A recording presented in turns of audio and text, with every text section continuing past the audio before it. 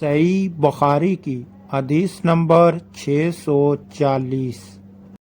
نماز کے لیے اقامت کہی جا چکی تھی اور لوگوں نے صفیں سیدھی کر لی تھی۔ پھر رسول کریم صلی اللہ علیہ وآلہ وسلم تشریف لائے اور آگے بڑھے، لیکن حالت جنابت میں تھے، مگر پہلے خیال نہ رہا، اس لیے آپ نے فرمایا کہ تم لوگ اپنی جگہ ٹھہرے رہو۔ پھر آپ صلی اللہ علیہ وآلہ وسلم واپس تشریف لائے تو آپ غسل کیے ہوئے تھے اور سر مبارک سے پانی ٹپک رہا تھا۔ پھر آپ صلی اللہ علیہ وآلہ وسلم نے لوگوں کو نماز پڑھائی۔ صحیح بخاری کی حدیث نمبر 645۔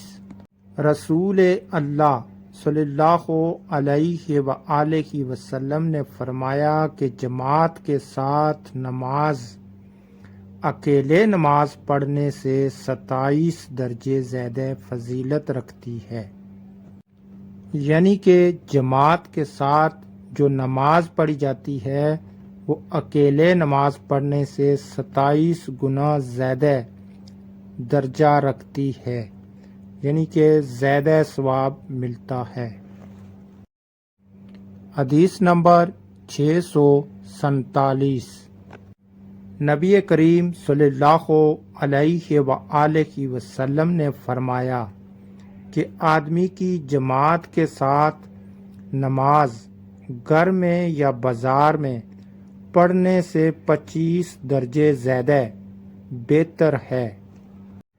وجہ یہ ہے کہ جب ایک شخص وضو کرتا ہے اور اس کے تمام آداب کو ملحوظ رکھ کر اچھی طرح وضو کرتا ہے، پھر مسجد کا راستہ پکڑتا ہے اور سوا نماز کے اور کوئی دوسرا ارادہ اس کا نہیں ہوتا، تو ہر قدم پر اس کا ایک درجہ بڑھتا ہے اور ایک گناہ معاف کیا جاتا ہے، اور جب نماز سے فارغ ہو جاتا ہے تو فرشتے اس وقت تک اس کے لیے برابر دعا کرتے رہتے ہیں جب تک وہ اپنے مصلے پر بیٹھا رہے، کہتے ہیں اے اللہ اس پر اپنی رحمتیں نازل فرما، اے اللہ اس پر رحم کر، اور جب تک تم نماز کا انتظار کرتے رہو گویا تم نماز ہی میں مشغول ہو۔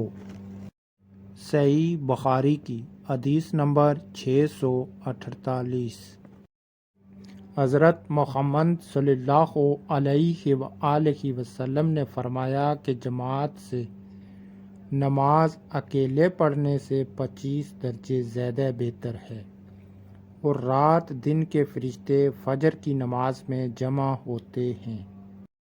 پھر ابو ہریرہ رضی اللہ عنہ نے فرمایا کہ اگر تم پڑھنا چاہو تو سورۃ بنی اسرائیل کی یہ آیت پڑھو، ان قرآن الفجر کان مشہودا، یعنی فجر میں قرآن پاک کی تلاوت پر فرشتے حاضر ہوتے ہیں۔ صحیح بخاری کی حدیث نمبر 652۔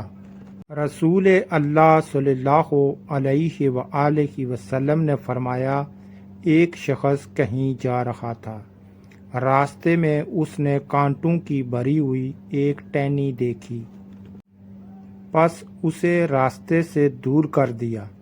اللہ تعالیٰ صرف اسی بات پر راضی ہو گیا اور اس کی بخشش کر دی، یعنی کہ ایک شخص کہیں جا رہا تھا تو راستے میں اس نے کانٹوں والی ایک ٹہنی دیکھی، اس نے اس کو خلوص نیت کے ساتھ راستے سے ہٹا دیا اور راستے کو صاف کر دیا۔ اللہ تعالیٰ کو اس کا یہ عمل اتنا پسند آیا کہ اس کے تمام صغیرہ کبیرہ گناہوں کو معاف کر کے اس کی بخشش فرما دی۔